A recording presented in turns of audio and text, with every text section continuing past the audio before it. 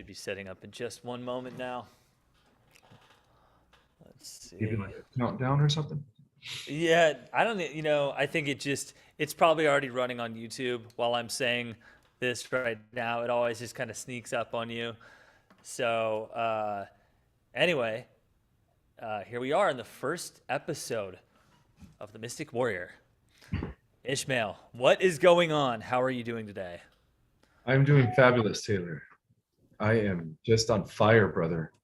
Things Yeah. are going amazing right now. Let's talk about what's going amazing, because you and I just started this Starseed course, and I don't think either of us could have expected the windfall that course is. Basically, you're hot right now. Like, people are buying your book like crazy. They're taking your classes like crazy. How does all that feel right now? Like, how long has it taken you to get to this point, and how does it feel to actually finally get the recognition for everything you've done for the Starseed community? I think it all happened in divine timing, and I think it has a lot to do with my mission, why I came to this earth, and it took many years to get to this point. So yeah, all in divine timing. I think this was like the perfect opportunity to start teaching this higher level cosmology that is information and knowledge that everyone out there needs, not just the starseeds, but everyone out there, in order to prepare for these amazing changes that are coming. Yeah. Our world is going to go through some quantum leap like never before, and yeah, everything's going to transform, brother. Things are going to be changing very drastically. I feel it, man. I feel it. Like, it's no surprise to me that we just started the Mystic Arts and like people are showing up. You know what I mean? It's like, I kind of feel like there's this void or niche or something that we're filling. It's like the right time. It's like that divine timing. Like, in a way, like the COVID lockdowns kind of mentally prepared people for the great transition, the great reset, getting into a new paradigm, a new state of mind. But they might not have been ready necessarily for esoteric, mystical classes or a new kind of academic paradigm. But through that time in the lockdown, as everybody got more connected on social media and all that, now here we are in 2022 and people are ready for, okay, what's next? Because we sort of saw like the fall of the empire, what that feels like. So now what are we going to replace it with? A loving, beautiful world that works for everybody, for all living things, like it was in ancient times. Many golden ages have existed in prior times. So I think that's what's happening right now. I think we're ending the age of darkness, and we're about to initiate a whole new renaissance, but on a planetary level. Yeah. These ages of light and darkness are cyclical. There's many cases where there were amazing moments in time where the entire civilization flourished because the arts were taught, mysticism, metaphysics, meditation, astrology, the real science, not just the very limited materialistic approach that scientists have taken these days, but really the science that is connected to spirit and the great beyond. And so what's happening is that those moments are coming back. Those moments are coming back. For 1,300 years, we lived in dark ages with the rise of the Roman Catholic Church. So for 1,300 years, since about 325 AD to about maybe 12 something or 1345 AD, it was just darkness. It was known as the Dark Ages. There was no literacy, no knowledge, no philosophy, no mathematics, nothing. It was just all based on fear and superstition. And during those days, the reason it was so dark is because the entire educational system was only given to those elitists or those that were working with the aristocracies, of course. But thanks to the Renaissance that was initiated by Michelangelo and Leonardo da Vinci, and which started off as the Reformation and then led to the Renaissance, and then of course that led to the explosion of information coming back to the earth, right? Yeah. Or at least from the secret libraries of the secret societies now resurfacing. Yeah. That's the event that brought us out of the Dark Ages, and 500 years later, here we are, falling back. We fell back into a dark cycle after initially those 200 years of peace and prosperity with the establishment of our country. And now it's like we're returning back to that, like Francis Bacon once said, we're actually restoring ancient Atlantis. Yeah. Wow. Do you think so what was the divine intervention that caused the Renaissance to happen? It was a secret society known as the Priory of Zion or the Holy Order of the Grail. They were kind of linked with the Masters of Tibet and the different esoteric mystery schools of light, of course, of those that yielded the understanding of white magic and alchemy, and they yielded for the benefit of humanity and for the healing of humanity and the planet. Those were known as the Brotherhood and Sisterhood of Melchizedek. They also went by various names, the Brotherhood and Sisterhood of the Quest, and people like Joan of Arc, who was actually a very highly spiritual in tune individual. I don't know if you ever studied about Joan of Arc, but she was really in tune with the spirit. Some believe that she was actually channeling information by the Galactics. But anyhow, it all began with people like that. Benito, what's his name? Brunelleschi. There was so many Renaissance guys, that helped in the restoration of the metaphysical knowledge that we now have, thanks to their revival, pretty much during the Renaissance. So yeah, the Renaissance was initiated by the Order of Light, back then disguised as the Holy Order of the Grail, which later evolved into, of course, the original Freemasons and the Order of the Rosicrucians. So even the Rosicrucians draw from the original Order of the Grail, the original Gnostic teachings, in other words, that they kind of preserved within their benevolent secret societies and stuff. Because, not all secret societies have been like evil and Luciferian, sometimes they're actually operating in secret because they're fighting the dark side, from behind the scenes. It's kind of like the Jedi Order, right? Yeah, exactly. The Knights Templar, the Jedi Knights. Exactly. Yeah. And I actually talk about that in my book in great detail and how it actually connects to the War of the Gods, the war between Zeus and Poseidon and the conflicts that they had. Yeah. Which, of course, they're according to the Sumerian hymns, that's Enlil and Enki, which is remember the clashing brothers in your book. Exactly. It's that whole concept of the clashing brothers. I mean, we see it in Isaac and Jacob. We also see it with Ishmael and Isaac, and then we also see it with Jacob and Esau. So it's like it repeats. Cain and Abel. Cain and Abel. There you go. Yeah. See? Yeah. It is a why is there always, okay, here we're going to get really deep here. So why does there always have to be war in the galactic history of the universe and the divine creation? Why is there always conflict at the center of existence? Because we live in a free will existence. Mm-hmm. Everything is allowed for for the overall growth of the omniverse, which is everything. Right. Yeah. So even duality, or what I call in my book, this experiment in duality, which gave us contrast, oppositions, evil, whatever you want to call it. It's necessary. It's part of the outbreath of God. It's part of the descending cycle. It's part of the separation from the oneness into the many. But again, it's also an illusion, because eventually even the evil collapses back into the light. Yeah. Because even Lucifer was a great son of God. He was a very highly esteemed angel. And in essence, he actually fulfilled his role. So in a way, you could say that the universal architect overseeing the entire omniverse was actually orchestrating the duality for a specific, for a limited period of time, in other words, in order to benefit the overall growth of the universe. So sometimes that is needed, unfortunately. From what I understand is, everything's in cycles. So right now we're ending the duality cycle and we're going back into a oneness, or what we call a singularity, not to do with the technological AI singularity, but with the idea that in the ascension, we're actually all reuniting back as one. We're all all the fragments are coming back together. And that's what we're doing, as more and more of the tribe members that are scattered worldwide are finding communities and little pockets of light here and there. Eventually, Taylor, we're all just going to link up like one big planetary network of light warriors, and that's what's going to initiate the what they call the seventh golden age of enlightenment. Yeah, Yeah. interesting. Seventh golden age after the 5,000 year, ultimately 26,000 year cycle. You talked about that a little bit. But talk a little bit more about that, about the precision of the equinoxes and these massive cycles.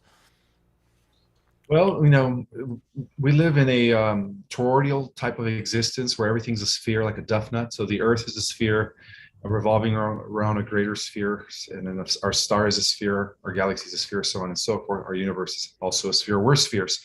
So because of this constant revolution of planets around stars, stars around galactic cores, and so on and so forth, that's what pretty much determines the cycles that and calculates like where we're at in the grand scheme of things.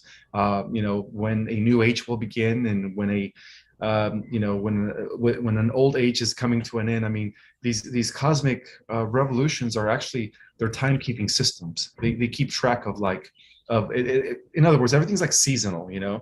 so they keep track of all the different seasons in the cosmos. So the cosmos also has seasons. We have dark ages, we have golden ages, and everything in between.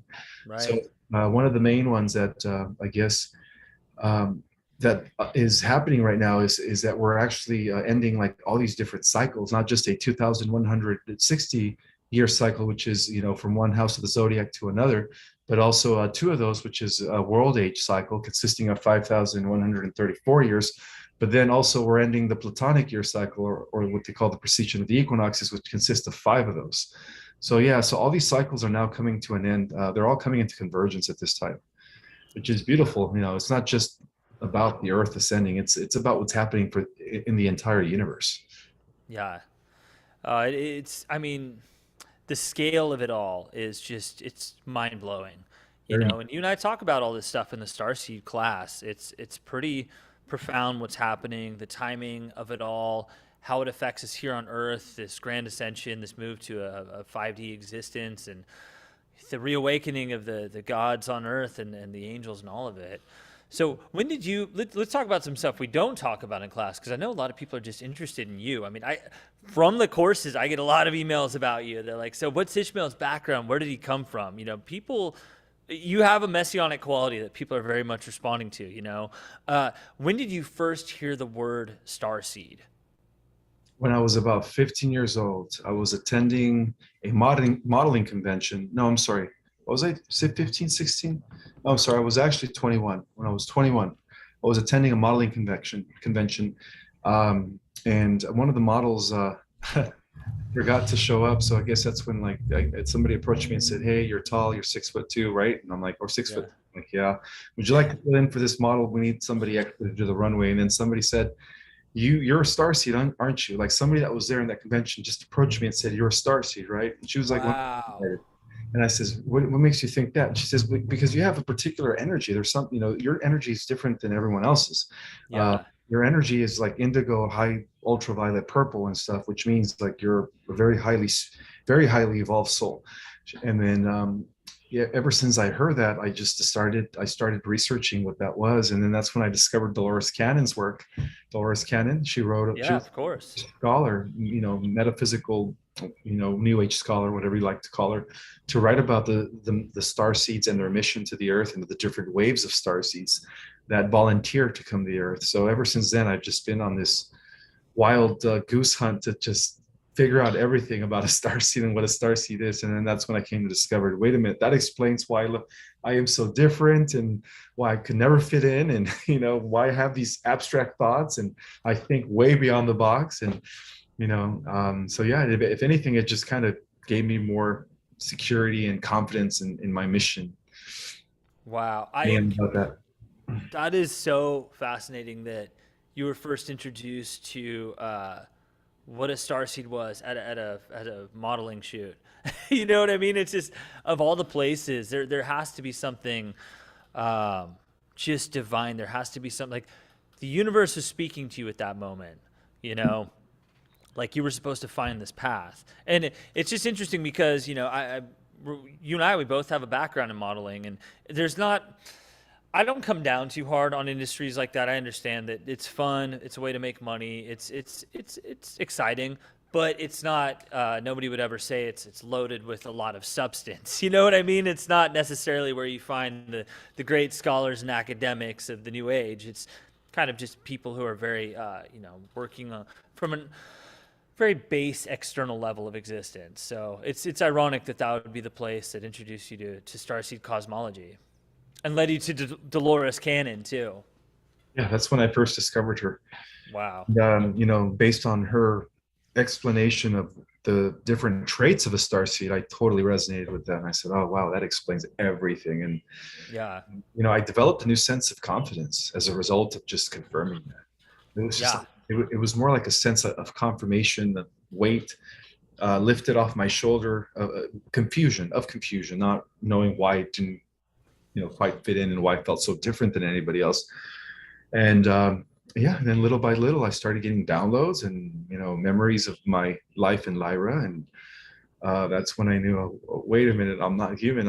I incarnated in a human vessel, but I'm actually operating from a higher dimensional sphere. So I'm running a whole mothership out here, Yeah. here in the cosmos. Oh my God. So 15, and then what was the path forward from 15 once you found out, once you started really believing that you yourself were a starseed? How did it lead I to was where you're at 21, right now? not 15, 21. 21. Okay, but 21 and where you are now is significant. I mean, I would call you kind of a leader in the starseed industry, in the starseed field. So what leads you from 21 to where you are now as an acclaimed author, now a professor of this information, a teacher of this information? Walk us through like the last 20 years that led you to that. A whole lot of meditation and research. Yeah. I sacrificed my social life for since I was in my 20s to just devote myself to understanding the secrets of the universe by going within, by developing my consciousness, my connection to spirit. Meditation has always been a big thing for me. Exercise, I love working out. It's part of that balance of mind, body, soul.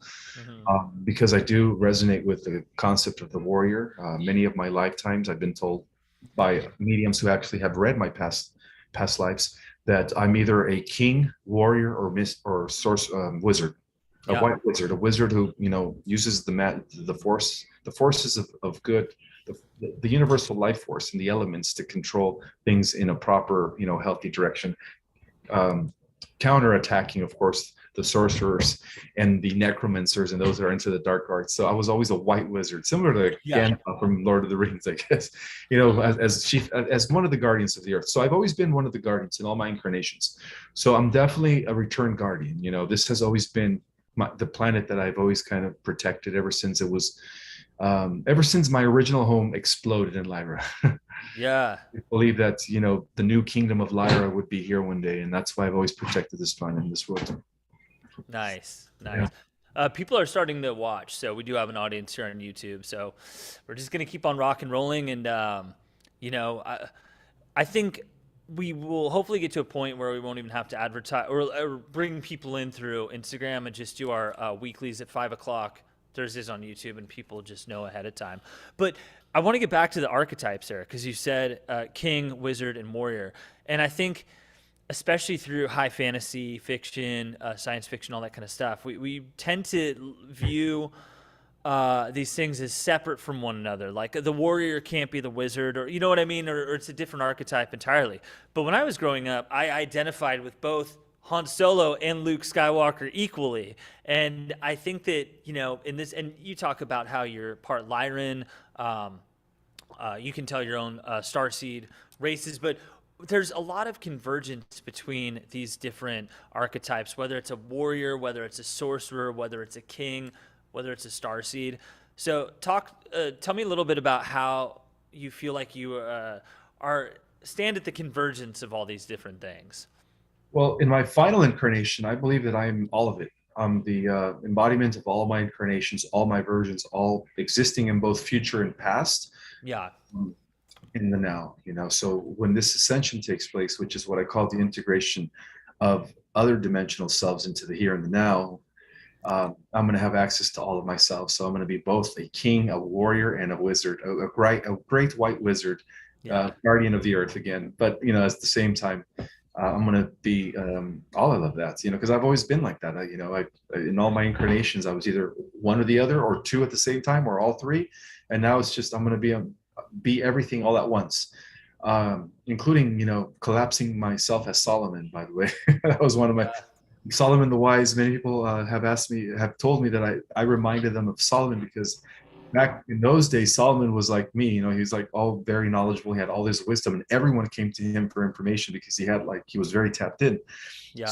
It turns out that according to one of my past life readings, I'm actually Solomon. That's, well, I guess in a different timeline, I'm still Solomon, but that's one of my many versions.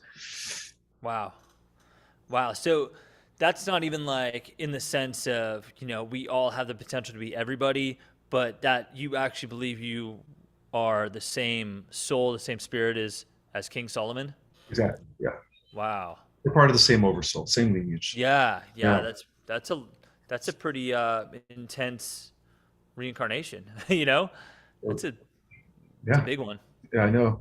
And so I researched my background, and most of my genealogy is traceable to the Basque region of Europe, which is like where Spain and France is. Yeah. And it turns out that a lot of the descendants of Solomon, which later organized as the Ninth Frenchmen when they first founded the Order of the Knights of the Temple, Hmm. uh, they knew of Solomon's knowledge that was very deep in the old ruins of his temple because they were his descendants.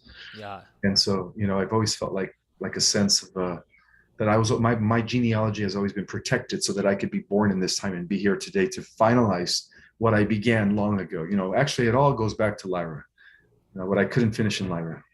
Yeah. Wow. What and that's protecting Lyra itself. Well, protecting the universe now. Lyra was Yeah. supposed to be like the pretty much the cradle of guardianship. But then after the war in Lyra, that um, hotspot for guardianship moved over to Sirius, and it's been located in Sirius ever since. But until now, now they're getting ready to bring that torch of guardianship to the Earth when we activate it to the metahumans that we're meant to be. Yeah. Wow. So your journey in this world basically consisted of like a lot of research, a lot of fitness. So I mean, what does that look like? It just looks like reading a lot of books and, I mean, internet deep dives, YouTube videos. I mean, tell me a little more about it. Mainly just, I guess I did some of that, but I mainly focused on ancient manuscripts or just deep, complicated, complex books that are at a very high level of understanding where only a few people could understand. Those are the books that mainly interest me. But in between, I did read everything about ESP, philosophy, metaphysics, um, mystery school teachings. The Law of One. Yeah. Studied a lot. I've studied a lot of different materials that are all linked to this higher level knowledge. I guess now that I'm restoring back to the Earth, learning about the galactic and the cosmic connection. Yeah. All this stuff is related. Yeah.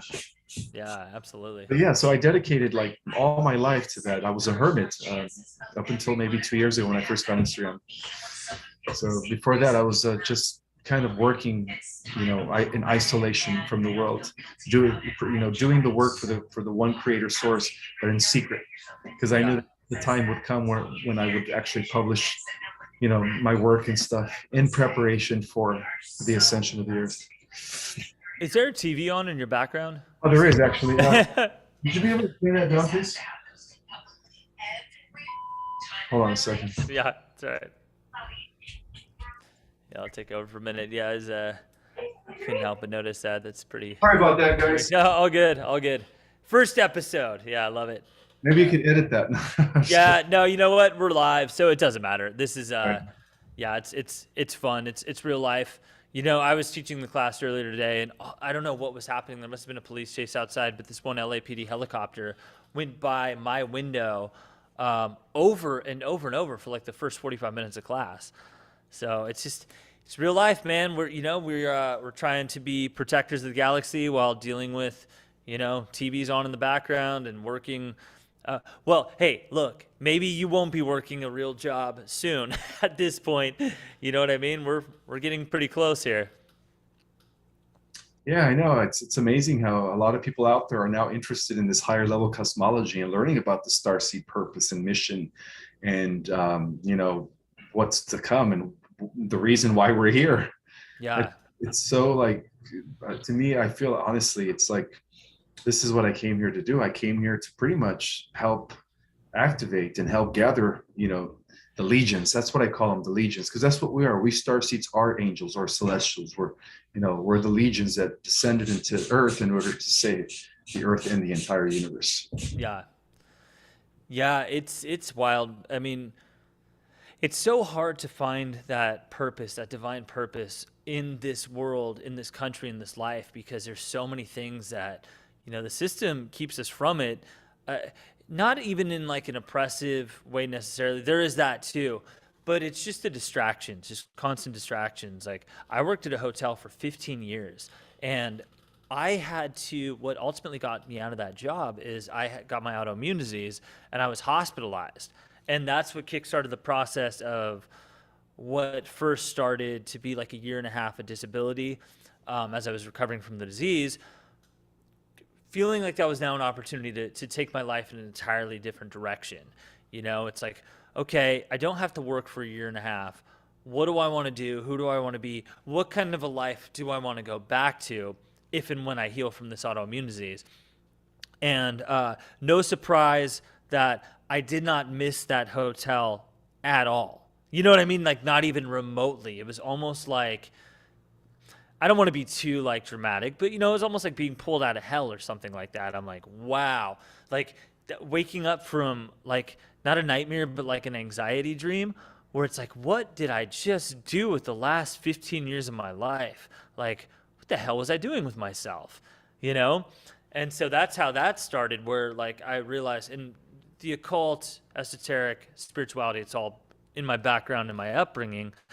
So I moved back home while I was dealing with this autoimmune disease, and here I am just looking around at my mom's bookshelves, because she has books everywhere in the house on Kabbalah, cosmology, astrology, tarot, all of it. And I just started thinking, this is kind of a legacy business for me. Like, it would be a pretty easy fit for me to just go into like the family line of work instead of all these other career paths that I had chosen, which were more external based, acting and modeling and things like that when I was younger. And yeah, I don't know. It's just this spiritually transformative time for me, being back in my mom's house, doing tarot cards, and then it just kind of one thing led to another. And I'm like, fuck it, I'm just gonna start my own spiritual practice. Did you have a like a dark night of the soul experience like that led you to a pretty strong transformation in that way? Many times. Yeah, I, yeah. yeah. You're a Scorpio. You're on like the 7-year cycle, man. Like it comes again and again and again for you. Yeah, I mean, every time I have I guess what they call a dark night of the soul, I bounce back up even stronger. Yeah, It's tough, it's very challenging. There was times where I felt suicidal, there was times where I just wanted to give up. yeah, And then there was just that something in me that said, no, Ishmael, you came here for a reason. Um, get control of yourself, bounce back up, remember who you are. It always reminds me of that scene, The Lion King, when Pumbaa and Simone are telling Simba, remember who you are, after his father died and his evil uncle, what was his name? His evil uncle, Scar, took over the kingdom. yeah, yeah, yeah. And That's right. I've always felt that little voice, rise, rise, Yeah, you're here to, to help in the restoration of the kingdom of light, not just on the earth, but everywhere else. And as long as I've always, felt that little bit of just something in me, ignition, I just yeah, coming back. I just kept coming back. But, after a while, I just realized that, we are in control of our thoughts and our emotions at all times. I started mastering mindfulness. I started mastering my thoughts and my emotions every second of the day.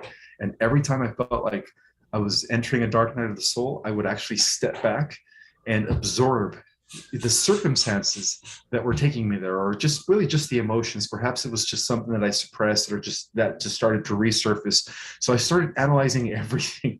And then at the same time, I would think to myself, okay, well, I have the choice to either allow myself to go into a depression again, or just, you know what I mean, and overcome yeah, it.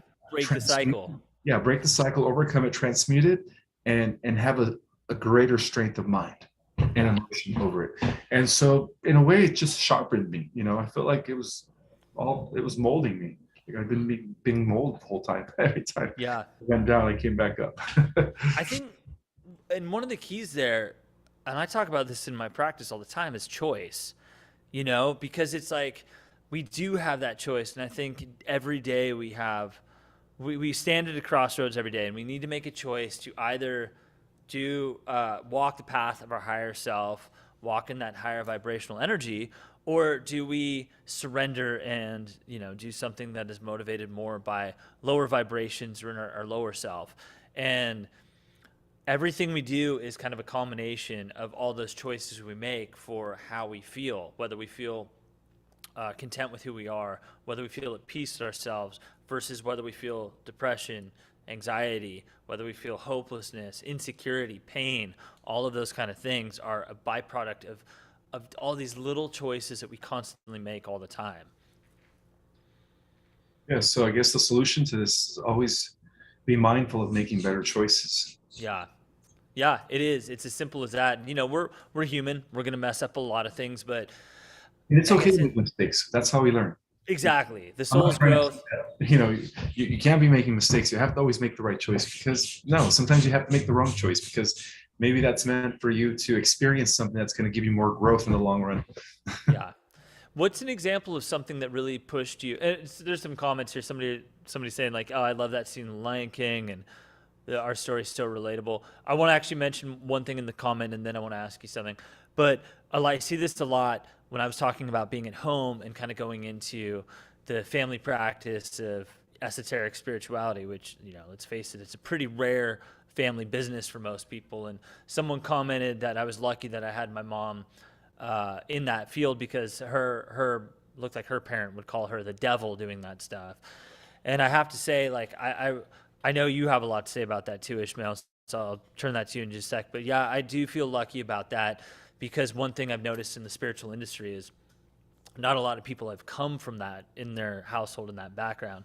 For a lot of people, that was something that they had to overcome the stigma of it, just feeling like the black sheep, the one who was outcast because everyone else had very rigid, conventional beliefs. And then our own, whether it's starseed cosmology or, esoteric astrology or something, it's very different, So what was that like for you? Because you came from a pretty religious background.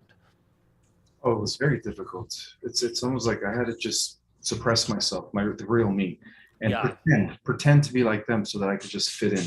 And the whole time I was unhappy because I knew that wasn't me. Yeah. Um, so yeah, it was a struggle. Even throughout my high school years, I struggled. In fact, those were the worst years of my life. So, but What now, happened in high school? I was just always bullied, and Yeah. I was always called dumb and stupid because I was spacey. Yeah. I would, sit in the back of the class and just kind of like look up in the air, but I was having visions. I've always been an abstract thinker. Right. To my peers that they perceive that as well. He's just dumb. There's something wrong with him. He spaces out. So I Right. was called names. I was called every bad name in the book. I had no friends Yeah. during lunchtime because I didn't wanted to. Because I didn't want to be a loner. I would go hang out over in the custodian's office where the janitors are and just talk to these guys and stuff because I had no friends. Nobody wanted to be my friend. Yeah. And Man. yeah, life was tough for me in high school. Yeah. But I feel you, man. I feel you. I hated school. I hated school all the way through kindergarten through high school. I absolutely hated, practically like every day of it, it was just, it wasn't for me. It wasn't for you. Like I can kind of see that now, how it was just a structure that didn't fit with my personality or didn't fit at all with my style of learning. It's just a fucking oppressive institution, but it's interesting because I think you and I have talked about this before that like people look at, people would call you an extremely intelligent person. They would say, "Oh, Ishmael's, like incredible, like his lectures on starseed cosmology or your, the origin, our cosmic origin, and all of that." But the reality is that sometimes the people who appear the most intelligent or the strongest, like UFC fighters, MMA people, they're the ones who were picked on, they're the ones who were bullied, and they're the ones who committed themselves to that in order to grow and to achieve and to rise above their tormentors, or to prove something to the world that they are not small, weak, unintelligent, all that stuff. There, so that kind of comes back to a divine perspective versus human perspective. Because it's like, on one hand, human perspective is like, I hated high school, I was picked on. That sucks. I get that. Divine perspective is, yeah, but that led you into the closets or the hiding areas where you read your books and like learned how to transmute that energy to self-improvement and all of that. So in the divine perspective, it's like, was it a necessary part of your growth that you didn't fit in high school? I guess I'll ask you that. Absolutely. Actually, I orchestrated my entire circumstance of being here in human form. My entire life was orchestrated by my higher self before Yeah. I incarnate. So I Yeah. knew what I was getting into. And, of course, I came in with no memory of that, but later I come to find out that that was just all part of my lessons, lessons that I need to learn, perhaps part of my spiritual educational processes, part of my training, right? Because we're still training, we, even as celestial beings, we're always going to be in training so that we could become better and better guardians. And so sometimes Yeah. we choose to experience difficulty in order to humble us, because with great Yeah. power comes great responsibility. And so sometimes everything happens for a reason. Yeah. Absolutely. Someone in the comments says we need Hogwarts. Have they heard of our school, Ishmael?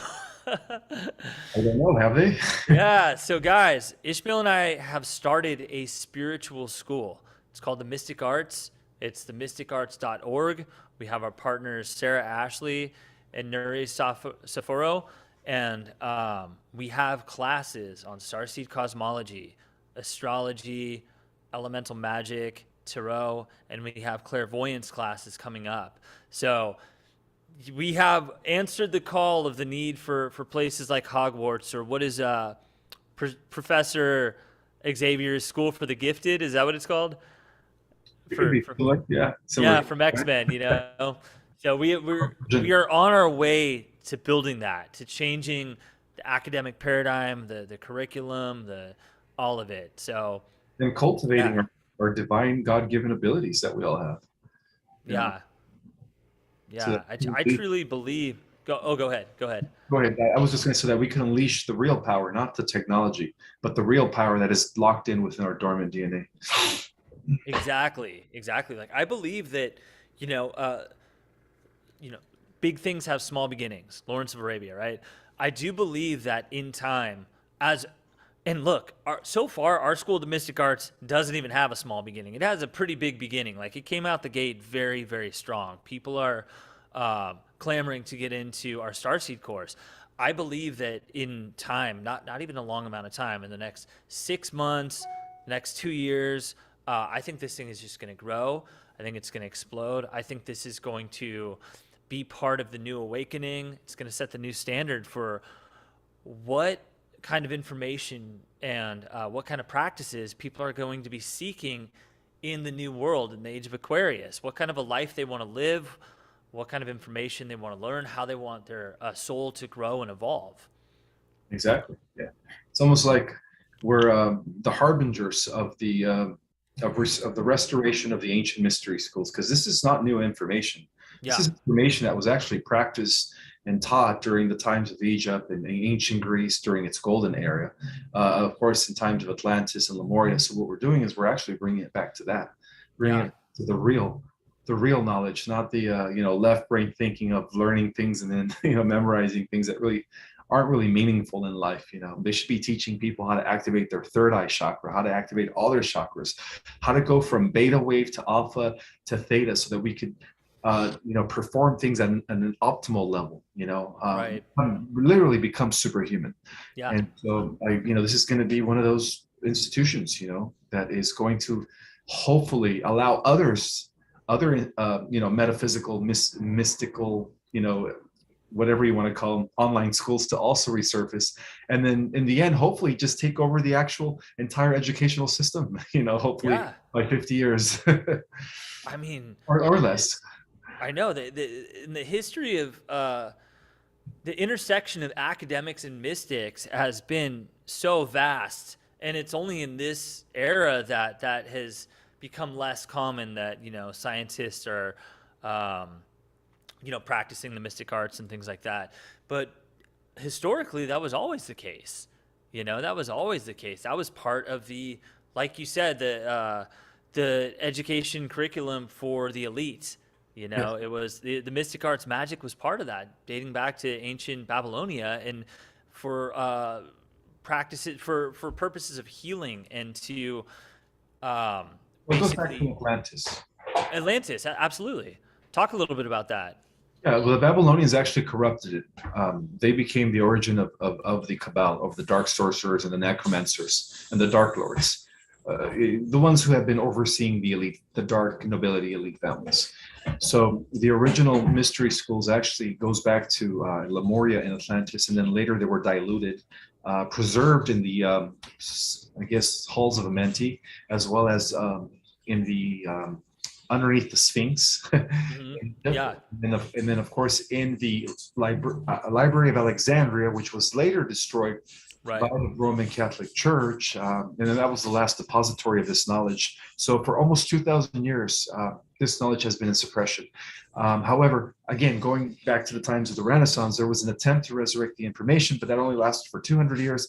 And then it was suppressed again with the advent of materialistic reductionist perspective, scientific, dogma, whatever you want to call it. Right. Now it's like coming back through quantum physics that is proving the supernatural, resurrecting metaphysics, and it's like now it's all merging back as one, where science and spirituality could once again commingle as it did during the times of Atlantis. Yeah. I love that. Yeah, reawakening Atlantis here in 2022 for you and I, LA. Yeah, that's amazing. Hey, there's one thing I wanted to talk to you about that from your book, the Urantia Papers. Am I pronouncing that right? Yeah, the Orion Papers. Yeah, tell me a little more about that. They're only 49% accurate. So when I researched those, actually those are in I guess papers that were restored by these higher intelligences back in 1954. But when when the information was transmitted to the Earth, there was some sort of an infiltration that took place by the Orions, and then they kind of diluted some of the information. So I was able to just get the accuracy of those records and incorporate it with quantum physics and the new evidence of science, which actually makes sense, And then I was also able to back it up with information that comes from I guess the secret community of scientists that work within the highest levels of the NSA. That is known as the Advanced Contact of Intelligent Organization, and they also believe that the part aspect of the cosmology is actually accurate. We do live in a multiverse, and in a very well organized multiverse. And these elite scientists have actually to the Stargate numbers of the Earth and some of the stuff that I reveal in my book. But I go more in detail and stuff. But yeah, I mean, all this stuff is so freaking accurate, bro. Wow. Is this similar to the Dead Sea Scrolls, or is this an entirely different? Document? It's an entirely different material that was actually downloaded from higher intelligences during the 1950s, 1954. Okay. Yeah, so it was information that was transmitted to the Earth. Back then, it was supposed to be like the fifth epical revelation, the Bible being the fourth, but again, it was tampered with. So, part of my research is to actually research the accurate data in that material and then transfer that over and integrate it with all the other, information that I've researched to kind of like piece it all together as to how we, this is our cosmos. This is how things are.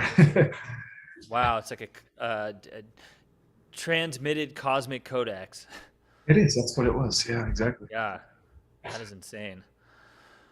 Amazing. Well, Ishmael, it's 6:00. We're gonna wrap it up. Do you have any final thoughts? There's some people out there. Someone's asking about. Oh, it's just saying they're gonna pick up your book, Our Cosmic Origin. Stephanie says it's coming around again. Interest in quantum physics. I'd love some direction in manifesting I'm more of an idea person. So Ashley, if you want direction manifesting, definitely look up our classes on the Mystic Arts. Ishmael and I have a Starseed class coming up August 1st. A lot of people have been emailing about them. I'm going to send out a mass email tomorrow to address everybody's questions. We're just going to keep adding courses as long as people keep signing up. So if you ever look on the mysticarts.org and see a filled up Starseed class, rest assured within the next few hours, there's probably going to be another one added. So we're just going to keep that up. And then for meditation and things like that, we have elemental magic, we have astrology courses, and Nuri's going to start doing her clairvoyance course. So Ishmael, you want to any final words from you before we wrap this up? No, not this time. Yeah. Cool, guys. So yeah, check out the mysticarts.org, and Ishmael and I are going to be here on Thursdays at 5 o'clock for this Mystic Warrior podcast. So I will see everybody soon.